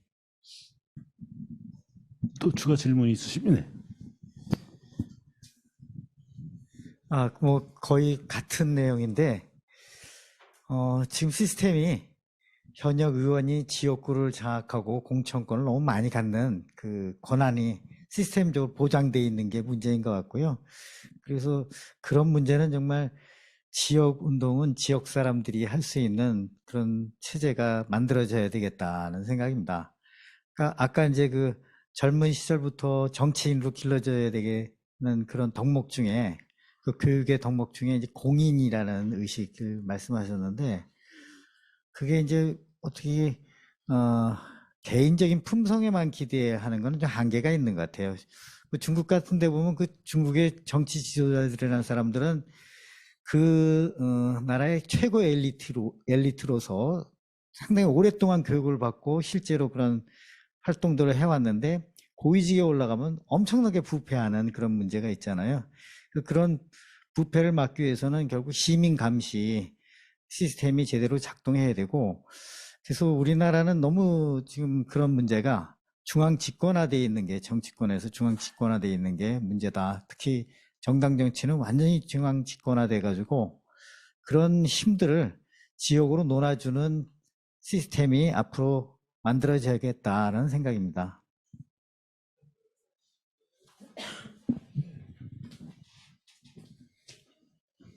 네. 한 사람이 너무 많이 하는데 좀 코멘트는 필요 없으실까요? 일단 제가 공익이 아니고 공적인 마인드, 퍼블릭 마인드, 공인으로 아니요, 공적인 마음가짐? 뭐지? 공인이라고 하면 그것도 뭐 같은 내용일 수 있겠지만, 일단은 우리가 제가 이제 케네디 스쿨을 갔던 이유가 그거거든요. 그러니까 케네디가 했던 말 중에 뭐 국가가 당신이 무엇을 해주길 바라기 전에 당신이 국가에게 무엇을 해줄까를 물어라, 이런 얘기를 했고, 그 가치에 의해서 케네디 스쿨이 설립이 됐고, 재밌는 게 우리 케네디 스쿨 온 친구들을 보면 입학 전 연봉이 졸업 후 연봉보다 높아요. 입학하기 전에는 제 친구들도 보면 뭐 예를 들면 뭐 마이크로소프트나 구글이나 막 아니면 뭐 컨설팅 회사 이런 데 일하던 애들이에요. 막 1년에 몇 억씩 받고 살던 애들인데, 케네디 스쿨에 오면 공적인 마인드를 배우거든요. 네가 어떻게 하면 다른 사람들한테 우리가 세상을 조금 더 낫게 만드는 법, 이런 거를 계속 이제 심어줘요. 그러다 보면 학교를 2년 다니고 졸업하면 갑자기 친구들이 막 아프리카 가서 우물파하고 있다 그러고 막 갑자기 제 친구는 한번 전쟁에 아프가니스탄 전쟁에 참여를 했다. 이제 졸업하고 그 마음이 바뀌는 거죠. 근데 말씀하신 대로 그게 인간의 뭐 본성이나 이런 게 기댈 것이 아니고, 우리가 계속 훈련하고 교육하고 배우고 이래야 되는 건데, 지금 너무 막 우리가 좀 보여지는 것에 집착하는 것도 있는 것 같아요. 그러니까 공적인 마인드라는 게 나의 개인의 사적인 이익보다 공적인 이익을 추구하는 것인데, 그 안에서 잘못된 그런 것들도, 예를 들면 그냥 국밥을 먹어야 공적인 마인드가 있는 건가요? 그죠? 국밥을 막 시장에서 국밥을 먹고 막 떡볶이를 먹고 이런 걸 막 보여주면서 내가 당신들을 뭐 섬긴다, 당신들과 같은 사람이다 이런 식으로 막 표현을 하는데 그러고 나서 저녁에는 자기 뭐 집에 가서 뭐 고급 레스토랑 가고 막 이럴 수도 있겠죠. 근데 그렇게 보여지는 측면이 아니라 사실 제가 국회의원 하면서 느꼈던 게 제가 그 말씀을 드릴게요.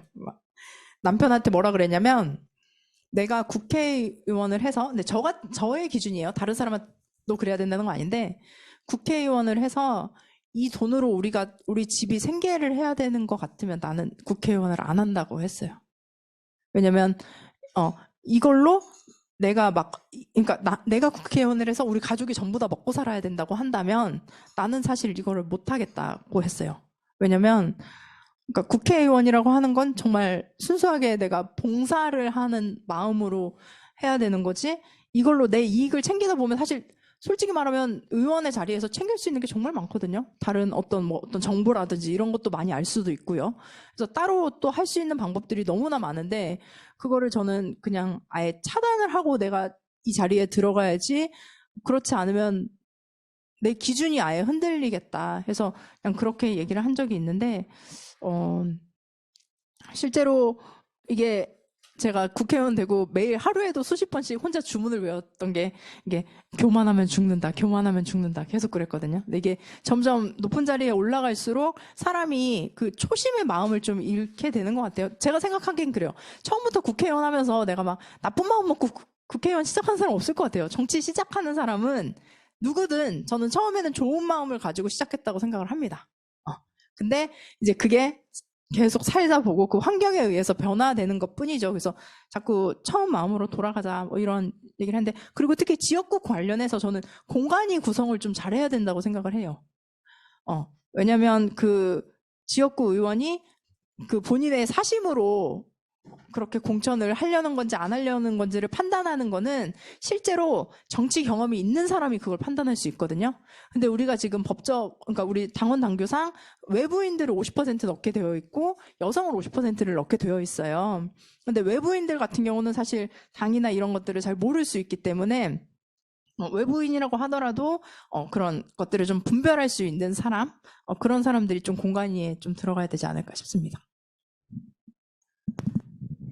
제가 질문 하나 드리겠습니다. 저는 세대로는 이제 586이고 이제 성별로는 보시다시피 남성인데 최근에 이제 제 주변에 제 또래의 사람들이 여성 청년의 정치 참여 많아져야 된다라고 하는 그 대의에 이렇게 반대하는 사람은 없을 겁니다. 실제로 그렇고.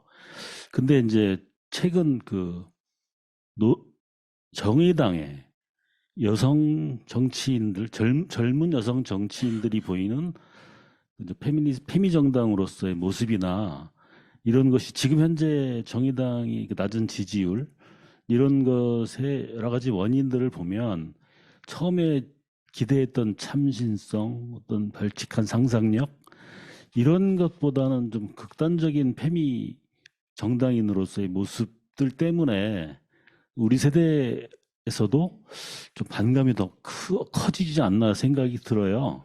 이 같은 글쎄요, 여성 정치인으로서 현재 정의당 젊은 정치인들이 가지는 스탠스에 대해서는 어떻게 평가하십니까? 근데 제가 뭐 정의당의 그분들을 뭐 사실 개인적으로 알지는 못하고 이제 저도 사실 언론에서 보여지는 모습들만 보게 됐는데 근데 약간 그런 것도 있는 것 같아요. 그러니까 그 뭐 한두 사람이 정말 20대, 30대 여성을 대표하는 것이 아닌데 우리가 그렇게 보여진다는 거는 저는 오히려 반대로 그럼 민주당은 뭘 하고 있었냐라는 거죠. 그러니까 민주당의 젊은 여성들 아니면 아니면 국민의힘에서의 어떤 청년 여성 정치인들의 모습이 더 드러나고 그들이 더 모습이 나와야 되는데 그렇지 않고 굉장히 좀 정의당에서 하는 그런 것들을 보면 굉장히 좀 자극적인 것들도 많은 것 같아요. 그러니까 퍼포먼스적인 측면들도 많고 물론 정당이 작기 때문에 그렇게 해야 되는 측면도 있겠지만 그러니까 오히려 좀 민주당이 좀 반성을 해야 되는 것이 아닌가라는 생각이 들고 제가 아까 전 동수의 개념으로 간다고 말씀을 드리면서 정치의 영역에 여성 청년이 있어야 된다고 말씀을 드렸지만 제가 국회에서 또 했던 게 뭐냐면 지난 대선 때 저는 남성 간호사 늘려야 된다고 그거를 당했다가 제안을 했었어요.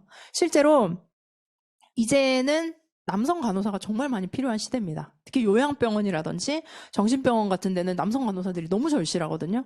근데 저는 그렇다는 거죠. 이게 뭐 페미니즘이다 아니다 뭐 이런 걸 떠나서 자꾸 동수가 되고 남성 여성이 좀 어울려지는 사회가 돼야 된다는 것이 특히 간호사라는 측면은 저는 미국에서 봤을 때 남성 간호사들이 굉장히 많았거든요. 그리고 미국은 남성 간호사라고 하면 사실 결혼도 잘하고요. 되게, 그러니까 왜냐면 월급도 연봉도 높고, 그리고 시간도 본인이 이렇게 유연하게 잘 사용할 수 있기 때문에 굉장히 좋은 직장 중에 하나 전문직입니다. 그래서 그렇게 되고 있는데, 한국에서는 일단 첫 번째로 남성 간호사에 대한 약간 인식이 잘 없기도 하고요. 그리고 그렇다 보면 남성이 스스로가 내가 간호사가 돼야겠다라는 생각을 하지도 않게 되고 사회적인 분위기도 그렇게 형성이 되고 근데 실제로 그 병원이나 그런 곳에서는 남성 간호사들이 너무나 절실히 필요한데 그런 게 수요가 맞춰지지도 않고 이런 측면이 있는데 저는 이거를 한 가지 뭐 예로 든 거지만 저는 그런 측면에서 다양성을 얘기를 했던 것이고 그리고 그런 다양한 관점에서 모든 직업 군들이 뭐 물론 특정 직업은 특정 성별이 있어야 되는 뭐 그런 특수성이 있기도 하겠지만 그런 측면에서 정당에서 그리고 정치 영역에서의 여성 청년이 있어야 된다라는 얘기를 했고 그리고 저는 여성 청년이 단순히 뭐 페미니즘 이런 그 틀에 가두는 것 자체가 조금 그 시각이 좀 좁은 게 아닌가라는 생각이 드는데요. 예를 들면 제가 아까처럼 아동성범죄자 얘기하고 조두순 얘기하고 뭐 그러면 제가 페미니스트인가요? 그렇게 보일 수는 없는 거잖아요. 근데 관심사가 그렇게 있는 거고 형성이 되어 있는 거고 그래서 뭐 여성 정치, 뭐 정의당 여성 정치 이퀄 페미니스트 뭐 이런 식으로 바라보는 것보다는 일단은 여성들이 직접적으로 사회의 안전에 또 그렇게 좀 불안에 노출되어 있는 것들 그런 것들 위주로 이슈 위주로 이렇게 다가가야 되는데 그거는 사실 저는 정의당이 어떤 프레이밍 사실 정치 프레임 싸움이잖아요. 근데 그런 프레임들을 굉장히 좀 세련되게 저는 표현을 하지 못했다고 생각을 하고 그거는 결과적으로 큰 두 양당의 책임이 아닐까 싶습니다. 추가로 뭐 질문이 더 있으시면 하시고요.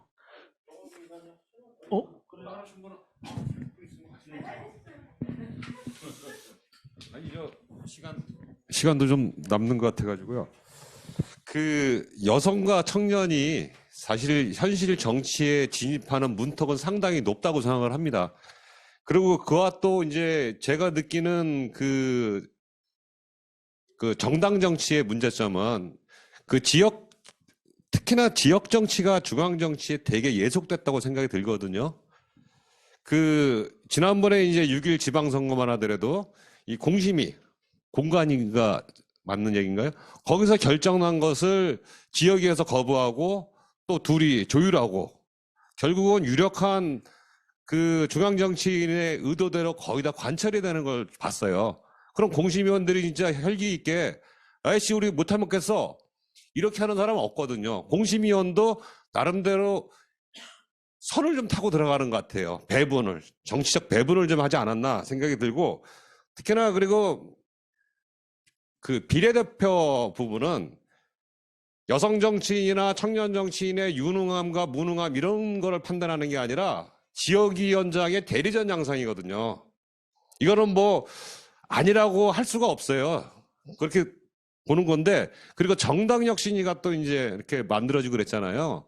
정당 혁신위도 사실상 유력 정치인들이 자기 사람 한두 번씩 넣어요. 그래가지고 걔들이 판단하는 게 아니라 유력 정치인들이 하라는 대로 많이 쫓아가고 있는 게 현실이거든요. 그래서 이러한 부분을 극복하기 위해서 한번 우리 정은혜 당사님은 나는 이거 한번 목숨 걸고 한번 해보겠다. 이런 한번 포부를 한번 듣고 싶습니다. 지금 말씀하신 거 하려면 제가 당대표가 되거나 도당위원장이 돼야 될 것 같은데요. 네, 그런 상황이고. 근데, 제가 정당 생활을 계속 하다 보니까, 뭐, 우리가 아까 제가 뭐 입법, 뭐 정책 이런 것도 있지만, 사실 이것도 정치의 하나의 과정이라고 저는 생각을 하긴 합니다. 제가, 실제로 비례대표를 2012년에 번호를 받았었어요. 그때 27번을 받았고, 근데 그때 김광진 장하나 의원이 됐을 때 제가 27번을 받았어요. 근데 그때도 이제 우리가 그 혁신과 통합이랑 같이 하면서 하려고 했던 게, 청년을 당선 가능권에 4명을 배치한다. 그래서 20대 남녀, 30대 남녀 2명씩. 해서 제가 20대 여성으로 선발이 됐었는데 실제로 그게 지켜지지 않았죠. 그리고 두 번째도 제가 뭐 짝수 홀수 막 그 논란도 있었고. 근데 그 일련의 과정들에서 사실 그런 얘기를 저도 많이 들었어요. 말씀하신 대로 이게 뭐 중앙, 그죠? 중앙에서 뭔가 어떤 힘이 작용을 했다면 이 결과가 달라질 수 있었을 텐데 그렇지 못했다라는 거를 원래 저는 너무 제 탓으로 돌린 것 같긴 하지만 그것도 저의 정치력이 좀 부족했던 것이 아닌가라는 생각이 드는 게 정치라는 게 무조건 우리가 뭐 시험 성적처럼 자르고 사실 그런 것들이 아니잖아요. 그러면 지방의원도 예를 들면 뭐 점수를 매겨서 막 뭐 성적 얼마 뭐 활동 시간 얼마 이렇게 자르는 게 아니기 때문에 정치라는 거는 그런 우리가 기준의 평가를 그 정량적으로 내릴 수 있는 평가를 넘어서는 또 다른 평가의 기준이 있고 거기에 있어서는 정치력을 키워야 되는데 그게 아까로 돌아가자면 정치력을 키운다는 것은 제가 아까 그 사진에서처럼 정당의 중요한 결정을 할 수 있는 자리에 여성이 들어가고 청년이 들어가야 된다고 저는 생각을 합니다. 그래서 그리고 본인의 지금 이 얘기를 하신 것처럼 만약에 사심이 없는 사람이 들어가야 되는 거죠. 예를 들면 내가 A라는 사람이 처음부터 막 경기도당 위원장을 하면서 여기를 내 계파로 만들어야겠다 막 이런 마음으로 하는 사람이 됐다면 사실 공천을 그렇게 줄 수밖에 없겠죠. 근데 적어도 그렇게 하지 않는 사람을 우리가 선출해야 되는 것도 맞고 오히려 제가 보니까 당대표라든지 어떤 그런 위치에 있는 사람은 사심 공천을 또 못하는 것 같긴 하더라고요. 물론 제가 근처에서 본 당대표는 그랬습니다. 저는 이해찬 대표님을 보면서 오히려 자기의 측근이라고 하는 자기의 친한 사람들이라고 하는 사람들을 먼저 이렇게 어떤 특혜나 이런 것들이 보여진다면 이거의 룰 자체를 모두가 반대를 하기 때문에 오히려 뭐 공천심사위원장이라든지 뭐 이런 경우는 본인의 사심을 많이 안 내려고 좀 노력을 하는 것 같아요. 근데 말씀하신 건 약간 뭐 위원이란 이런 분들이 이제 뭐 계파별로 안배가 됐다든지 이런 경우는 이제 조직적으로 좀 움직일 수 있겠지만 그래서 제가 얘기를 하는 게 우리가 너무나 그냥 당연하게 생각했던 거 그러니까 공관위원장, 뭐 공천심사위원장, 그 다음에 제일 중요한 게 전략공천위원장, 그리고 재심의, 사실 재심의에서 다 뒤집어지는 거거든요. 아시겠지만 재심의라든지 이런 그런 위원장이 사실 제가 그것도 좀 지적을 하긴 했는데 이 위원장 중에 제가 알기로는 여성이 된 적은 없습니다.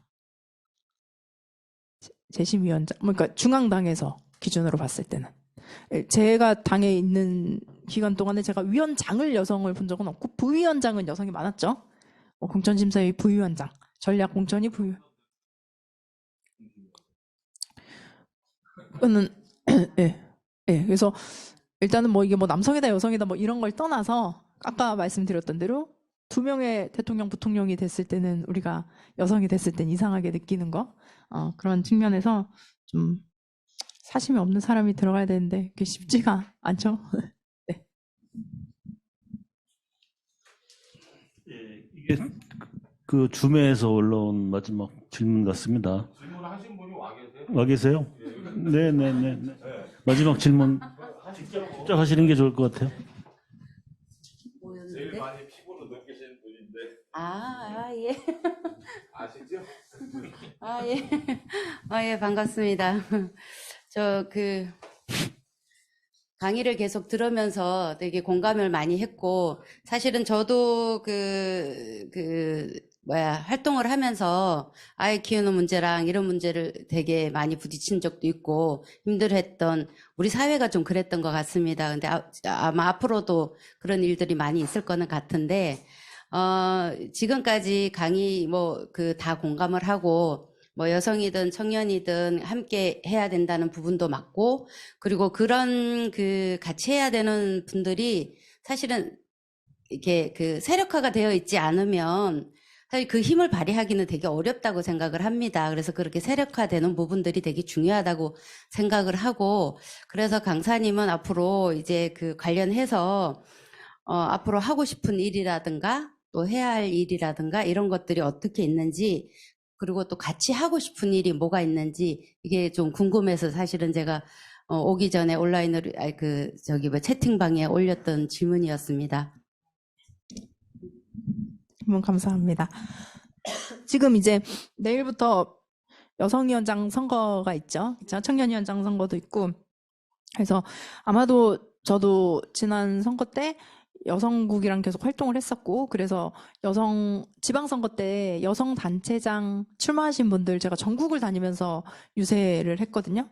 유세를 하기도 했었는데, 이번에 여성위원장이 어쨌든 선출이 되고 나면 우리 당에서도 이번만큼은 조금 더 조직적으로 여성들을 좀 이렇게 세력화하고 이런 노력들을 저는 할 거라고 생각을 합니다. 그래서 그런 부분들도 사실 이재명 당대표님도 굉장히 중요하게 생각을 하고 계시는 부분이고요. 그래서 과거와는 다르게 아마 그렇게 되지 않을까라는 생각이 드는데, 이게 사실 저도 계속 고민을 하고 있는 부분이 여성이 되게 세력화가 잘 안 되는 측면이 있어요. 왜냐면 이건 제가 그냥 개인적으로 생각한 건데, 남성 같은 경우는 물론 뭐 기혼자와 비혼자와의 차이가 여성에 비해서는 좀 상대적으로 그렇게 크지가 않습니다. 그래서 남성은 아까 그 보좌관 얘기를 해서도 마찬가지지만, 남성이 뭐 결혼을 했기 때문에 뭐 보좌관을 그만둔다 이런 경우는 잘 없거든요.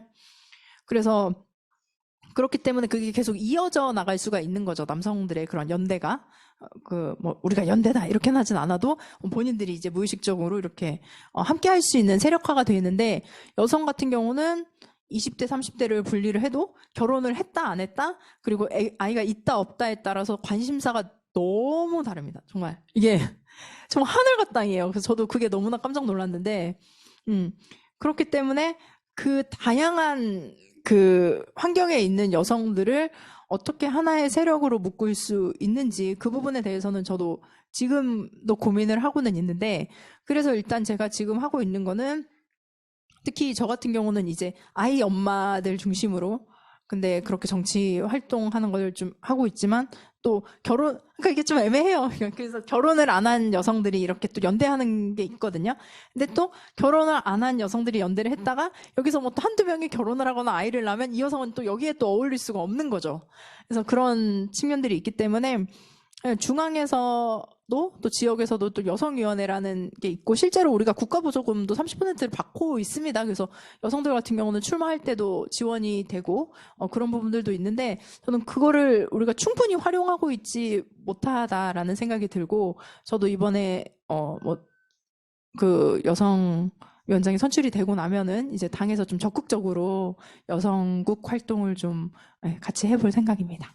그리고 제일 중요한 게, 저는 여성들이 경력이 저는 굉장히 중요하다고 생각을 해요. 왜냐면 이게 뭐 그냥 스펙 이런 개념이 아니고, 여성들 같은 경우는 육아와 출산을 하면서 이게 경력이 완전히 끊어지기 때문에 이게 다시 돌아가기도 어렵고, 그러니까 이거는 정치에서도 마찬가지입니다. 근데 그거를 계속 살릴 수 있는 방법이 무엇인가라고 했을 때, 예를 들면 여성이 육아를 하면서 저처럼 뭐 박사과정을 할 수도 있고 공부를 할 수도 있고 아니면 좀 다른 것들도 할 수 있는데, 그런 부분들에 대해서 해야 되고, 사실 기승전 저는 라떼파파법이라고 생각을 하는데, 이게 남성 아빠들이, 그래서 제가 그 얘기를 했었어요. 그때 아빠들이 아이와 시간을 보낼 수 있게 해주세요. 아이들도 아빠의 사랑이 필요합니다. 그거를 계속 강조를 했었는데, 이 부분이 앞으로 우리 세대보다는, 얼마 전에 제가 이건 사담이지만 오영환 의원이랑 이렇게 몇 명 의원들이 밥을 먹었는데, 사실 오영환 의원이 아이가 이제 돌이 안 됐을 거예요. 근데 근데 감기가 걸렸다 그러더라고요. 그래서 이제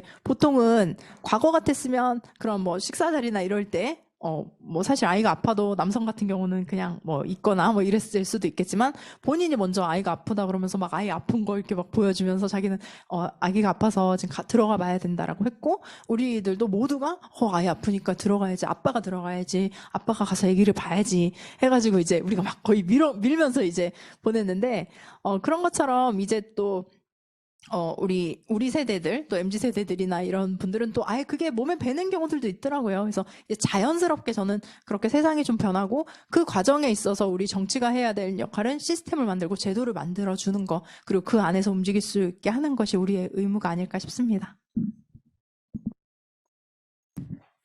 라떼파파라떼법, 라떼파파 아직 통과가 안 됐죠? 그걸 되게 하기 위해서 저희가 할 수 있는 일이 뭐가 있을까요? 우리 국민청원을 할까요?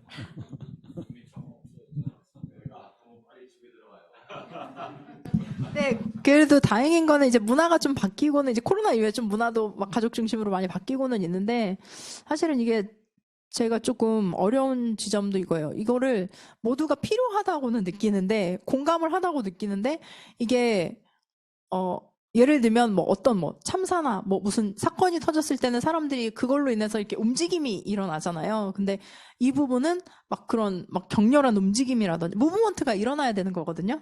근데 그러기에는 또 거기에 대한 동력은 없고 그래서 저는 어떻게 해야 될까요?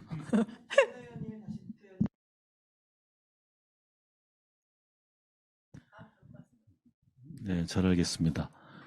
거의 마무리해야 될 시간이죠? 예, 예. 자, 박수로 마무리하겠습니다.